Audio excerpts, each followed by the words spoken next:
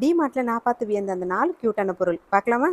இந்த கண்டெய்னர் நம்ம ஃப்ரிட்ஜில் ஆர்கனைஸ் பண்ண யூஸ் பண்ணிக்கலாம். கேரட், பீன்ஸ், வெண்டைக்காய் அந்த மாதிரி வெஜிடபிள்ஸ்லாம் வச்சுக்கலாம்.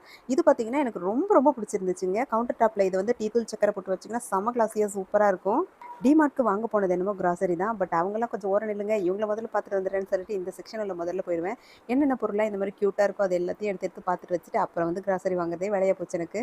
இந்த பவுல் 59 ருபீஸ்க்கு செம்ம இல்லைங்க. இது பிளாஸ்டிக் பவுலா இல்லை செராமிக் பவுலானே தெரியல. ரெண்டும் கலந்த ஒரு பவுல் இருந்துச்சு. என்ன மெட்டீரியல்னு உங்களுக்கு தெரிஞ்சா சொல்லுங்கள்.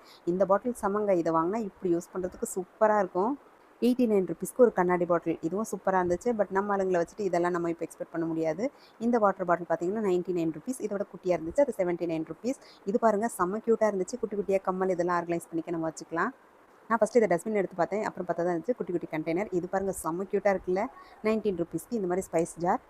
இந்த கிளாஸ் பாட்டில்லாம் பார்த்தீங்கன்னா 159 ருபீஸ். பட் நான் எப்போவுமே இந்த மாதிரி ஸ்கொயர் ஷேப் தான் ப்ரிஃபர் பண்ணுவேன்.